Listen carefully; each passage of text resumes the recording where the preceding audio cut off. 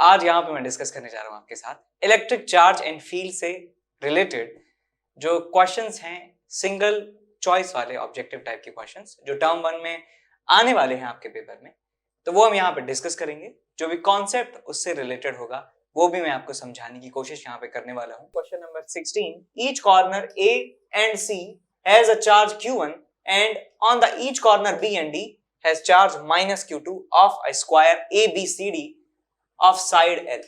तो L side के एक स्क्वायर के कॉर्नर्स बताए हुए हैं, A और C पे चार्ज है Q1 और B और D पे चार्ज है -Q2। Charge at A is in equilibrium then the ratio Q1 by Q2 will be equal to. यदि कहा जाता है कि A वर्टेक्स पे रखा हुआ चार्ज इक्विलिब्रियम में है तो Q1 by Q2 का रेशियो बताइए।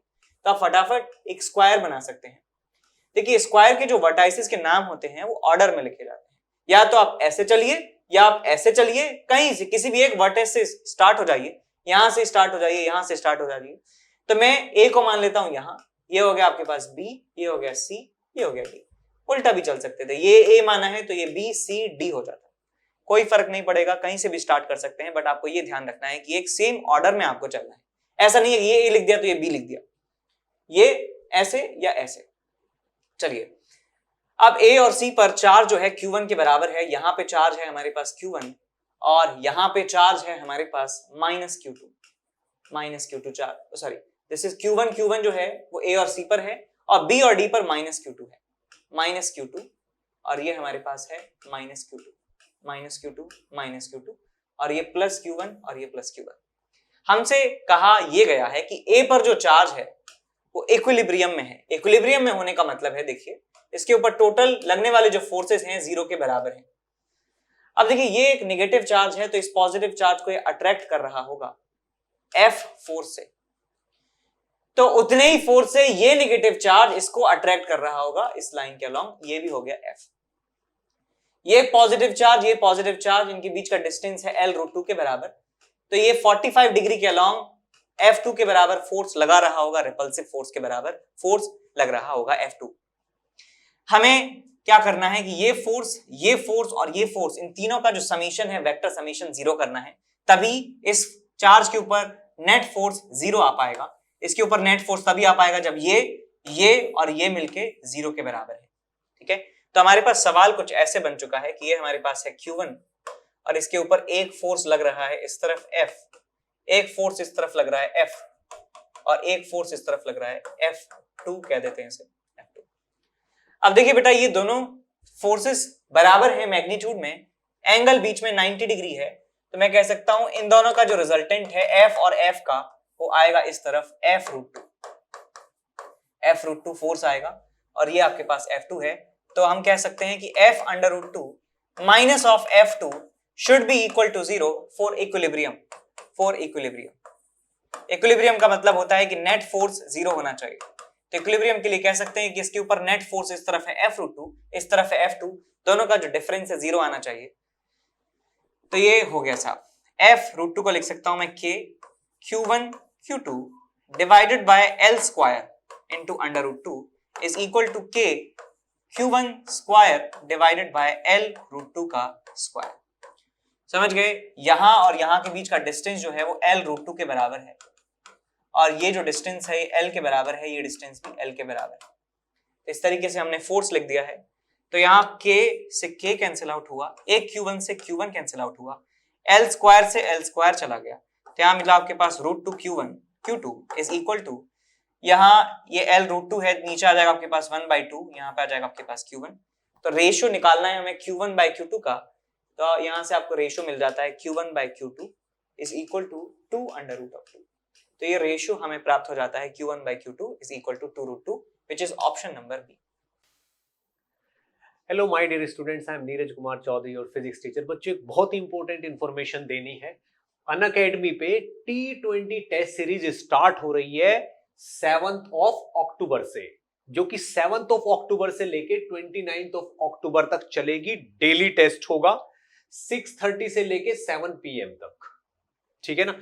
और ये टेस्ट जो लोग अपना IIT JEE का एग्जाम 2022 में देना चाहते हैं, यानी कि ड्रॉपर्स और 12th के बच्चे 2023 में देंगे, 11th के बच्चे, और जो 2024 में देंगे यानी कि 10th के स्टूडेंट, उनके लिए प्लान की गई है।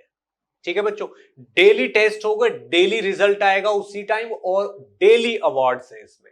अगर रैंक 1 आती है आपकी तो आपको 5,000 रुपए का अमेजोन का वाउचर, 2 to 6 को 3,000, 7 to 20 को 2,000, ठीक है ना। और बच्चों आप अगर विनर हो तो आपको 20% का स्कॉलरशिप भी मिलेगा अगर आपकी रैंक 1 से लेके 50 तक आती है, अगर आप कोई भी सब्सक्रिप्शन लेते हो तो, ठीक है ना। तो बच्चों बहुत ही अच्छा मौका है, जल्दी से जल्दी इसमें एनरोल कर लीजिए। और एनकेसी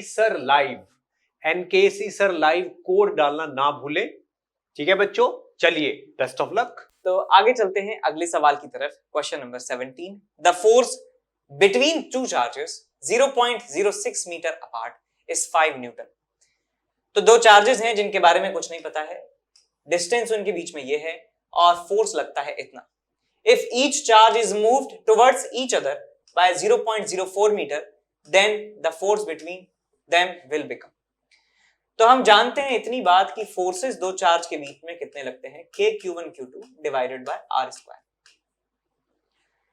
फोर्स निकालने के लिए हमें ये कांस्टेंट रखना होता है, कूलम्ब्स कांस्टेंट, जिसकी वैल्यू 9 × 10⁹ होती है। यहां दोनों चार्जेस का मैग्नीट्यूड मुझे लिखना होता है और नीचे हमें डिस्टेंस का स्क्वायर करना होता है। अब हम इस पूरे क्वेश्चन में क्या कर रहे हैं, चार्जेस को सेम रखा गया है, दोनों के बीच में जो मीडियम है उसको भी सेम रखा गया है, बस डिस्टेंस को अल्टर किया है, सिर्फ डिस्टेंस को चेंज किया है। तो मैं ये बात कह सकता हूं कि जब भी हम फोर्स निकाल रहे हैं हम इस न्यूमरेटर को तो कांस्टेंट ही रख रहे हैं। न्यूमरेटर दोनों ही केसेस में बदल नहीं रहा है, जो बदल रहा है क्वांटिटी वो है हमारे पास डिस्टेंस। तो हम ये इस पर्टिकुलर क्वेश्चन के लिए कह सकते हैं that force is proportional to 1/r square. इसका मतलब लिख सकता हूं F × R square remains constant. इसका मतलब फोर्स पहले डिस्टेंस पहले का square is equals to force बाद में डिस्टेंस बाद में का स्क्वायर। तो ये रिजल्ट हमें यहां से प्राप्त हो जाता है। तो पहले फोर्स कितना लग रहा था बेटा, 5 न्यूटन के बराबर फोर्स लग रहा था। डिस्टेंस का स्क्वायर करिए 0.06 मीटर का स्क्वायर, आपको मिलेगा 36 × 10⁻⁻4 इज इक्वल टू नया फोर्स F2 मान लेता हूं और नई डिस्टेंस है 0.04 मीटर, तो आ जाएगा आपके पास ये 16 × 10⁻⁻4। तो -4 से -4 कैंसिल आउट हो गया, 4 से गया ये 4 बार, 4 से गया ये 9 बार, तो आपको F2 की वैल्यू मिल जाती है 45 डिवाइडेड बाय 4। तो आ गया 4 1 4 1 11.25 न्यूटन के बराबर हमें फोर्स प्राप्त हो जाता है, 11.25 न्यूटन। यहां आपको एक बात और दिखाने की कोशिश ये की गई है कि हम 0.06 मीटर से यानी कि 6 सेंटीमीटर से 4 सेंटीमीटर का अंतर लाते हैं। 6 यानी कि 2 सेंटीमीटर से हमने डिस्टेंस को कम कर दिया और फोर्स आप देख सकते हैं डबल से भी ज्यादा हो चुका है। पहले सिर्फ 5 न्यूटन फोर्स लग रहा था, अब 11.25 न्यूटन फोर्स लग रहा है। तो हम डिस्टेंस को थोड़ा सा हम चेंज करते हैं तो फोर्स काफी ज्यादा जो है अमाउंट से चेंज हो जाता है। इसका मतलब डिस्टेंस के लिए फोर्स काफी ज्यादा सेंसिटिव होता है। हम थोड़ा सा डिस्टेंस बढ़ाएंगे, बहुत ज्यादा फोर्स जो है वो चेंज हो जाता है। और आप देखते ही होंगे यदि आपके घर में शावर है, हॉट शावर है, तो आपने देखा होगा कि उन पानी को बैलेंस करने में कि एक राइट टेम्परेचर पे हमें पानी मिले बहुत ज्यादा मुश्किल होता है। थोड़ा सा इधर कर लेते हैं एकदम आग लग जाती है शरीर में। तो कुछ ऐसा ही यहाँ पे हो रहा है, थोड़ा सा डिस्टेंस चेंज करने पर ही बहुत ज्यादा फोर्स में चेंज आ रहा है। ओके, चैनल सब्सक्राइब नहीं किया है, चैनल सब्सक्राइब कर लेना और प्लीज कमेंट जरूर करना कि वीडियो कैसा लगा आपको। इसके बाद चलिए क्वेश्चन नंबर 18 की तरफ चलते हैं। When the charge of a body becomes half, electric field due to that charge becomes.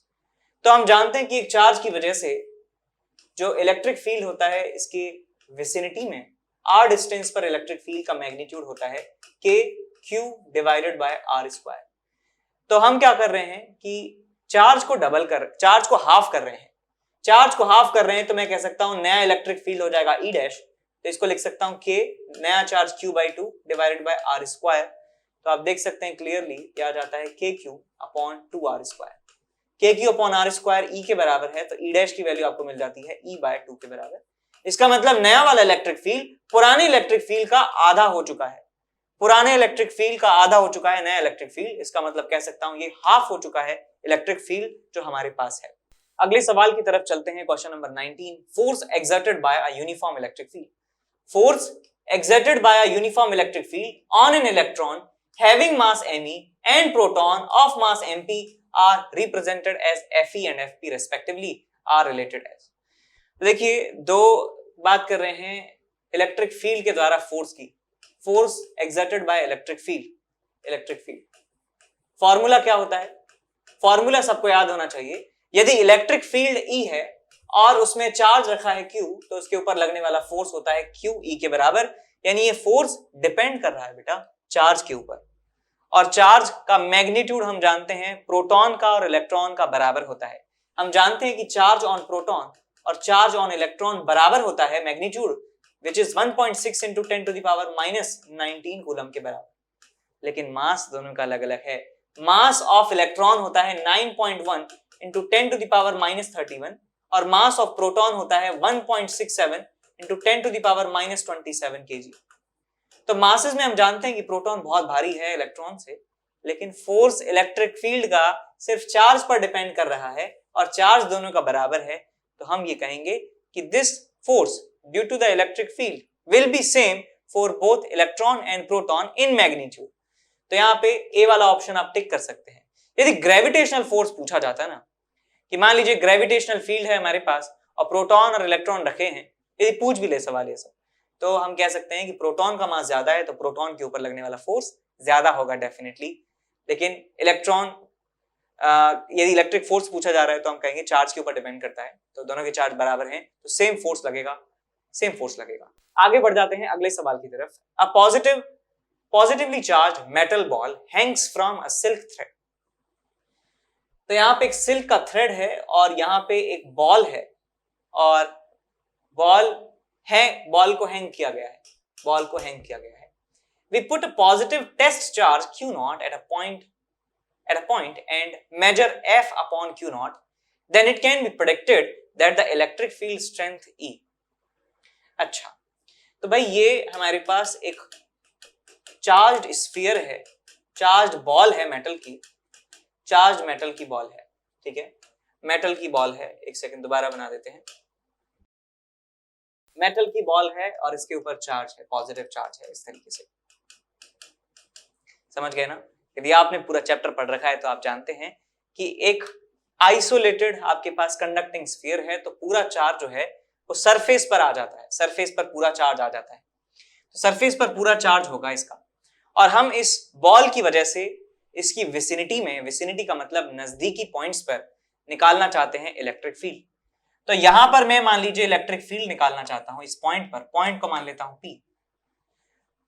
तो इस पॉइंट पर इलेक्ट्रिक फील्ड होगा इसकी वजह से लेट्स से E के बराबर इलेक्ट्रिक फील्ड है इसकी वजह से। लेकिन हम इस E को कैलकुलेट करने के लिए इस्तेमाल करते हैं फोर्स वाला मेथड, कि हम एक टेस्ट चार्ज यहां पर लाएंगे और टेस्ट चार्ज के ऊपर लगने वाला फोर्स देखेंगे कितना लग रहा है और इस फोर्स को उस टेस्ट चार्ज से डिवाइड कर देंगे तो हमें इलेक्ट्रिक फील्ड की वैल्यू मिल जाती है। तो यह जब हम यहाँ पर क्या करते हैं, जब हम यहाँ पर एक टेस्ट चार्ज लेकर आते हैं, लेट्स से मैं यहाँ पर एक टेस्ट चार्ज लेकर आता हूँ Q नॉट के बराबर, एक पॉजिटिव टेस्ट चार्ज हम लेके आते हैं। तो क्योंकि एक मेटल स्फीयर है, मेटल की बॉल है, तो इस चार्ज के रिपल्शन के कारण यहाँ पे चार्ज का रीडिस्ट्रीब्यूशन हो जाता है। रीडिस्ट्रीब्यूशन कैसे कि पॉजिटिव चार्ज यहां से रिपेल होके पीछे पहुंच जाता है, चार्ज पीछे वाले सरफेस पर पहुंच जाता है, और कह सकते हैं कि थोड़ा सा जो है यहाँ पे कम पॉजिटिव चार्ज होता है, या कह सकते हैं यहाँ पे नेगेटिव चार्ज आ जाता है। यहाँ पे थोड़ा सा नेगेटिव चार्ज और यहाँ पर जो है काफी ज्यादा पॉजिटिव चार्ज हमें देखने को मिलता है because of this repulsion from this charge. अब इसके ऊपर जो लगने वाला फोर्स होगा बेटा, इसके ऊपर लगने वाला जो फोर्स होगा वो फोर्स इस नेगेटिव चार्ज की वजह से भी होगा, थोड़ा सा इधर फोर्स F1, और इन पॉजिटिव चार्जेस की वजह से भी ज्यादा फोर्स होने वाला है, ये होगा हमारे पास F2। तो नेट फोर्स जो है हमें मिलेगा, net force is equals to F2 minus F1। इसका मतलब समझ गए कि ये पॉजिटिव चार्ज काफी ज्यादा मात्रा में है, लेकिन सेपरेशन इनका दूर हो चुका है और नेगेटिव चार्ज यहां पे आ चुके हैं, तो उसकी वजह से एक अट्रैक्टिव फोर्स भी लग रहा है। तो हम यहां पे लिखेंगे कि इलेक्ट्रिक फील्ड E डैश जो हम इस चार्ज की मदद से कैलकुलेट कर रहे हैं वो होगा हमारे पास F2 minus F1 which is the net force divided by charge है Q नॉट। ये इलेक्ट्रिक फील्ड हमने मेजर किया है इस चार्ज की सहायता से और ये F के बराबर कहा गया है नहीं एफ नहीं कहा है, अच्छा एफ अपॉन क्यू नॉट, ठीक है। तो ये net force upon Q not. तो मैं ये बात क्लियरली कह सकता हूं कि यदि ये चार्ज नहीं आया होता तो इस पॉजिटिव चार्ज का इफेक्ट यहां पर होता, E के बराबर इलेक्ट्रिक फील्ड होता, लेकिन अब क्योंकि यहां पे ये चार्ज आ चुका है तो इसके ऊपर फोर्स जो है वो एक्चुअल वैल्यू से कम लग रहा है। अब जो फोर्स है वो कम लग रहा है बिकॉज यहां पे नेगेटिव चार्ज आ चुका है। तो हम कह सकते हैं दिस न्यू इलेक्ट्रिक फील्ड, ऐसा कह सकते हैं कि यदि चार्ज का रीडिस्ट्रीब्यूशन नहीं हुआ होता, तो पॉजिटिव चार्ज ही चारों तरफ होता तो ये फोर्स ज्यादा लगता। तो मैं यहां लिखूंगा कि charge test charge Q not into actual electric field is E। ये इलेक्ट्रिक फील्ड ज्यादा है तो ये फोर्स ज्यादा है compare to this new electric field जो ये मेजर करेगा Q E डैश के बराबर। तो यहां से आप कह सकते हैं इस इलेक्ट्रिक फील्ड स्ट्रेंथ के बारे में आपको बताना है। So this can be written as E greater than Q not E dash divided by Q not. Q not से Q नॉट चला गया, E डैश जो है छोटा है E से, और ये क्या है हमारे पास F अपॉन Q है जो फोर्स लग रहा है इस चार्ज के ऊपर divided by test charge Q not. तो ये रिलेशन हमें मिल जाता है, ठीक बात। तो यहाँ पे क्या हुआ कि इस चार्ज की प्रेजेंस में चार्ज का रिडिस्ट्रीब्यूशन हुआ स्फीयर के ऊपर और इसकी इफेक्टिवनेस कम हो गई। ये जो रिपल्शन करता अपनी नेचुरल फॉर्म में, वो रिपल्शन इसका कम हो गया। इस कारण जो है नया वाला जो इलेक्ट्रिक फील्ड है जो इस चार्ज की मदद से मेजर किया जाएगा वो कम आता है देन एक्चुअल इलेक्ट्रिक फील्ड। तो हमारा आंसर हो जाएगा is greater than F upon Q not, option number A, ठीक है।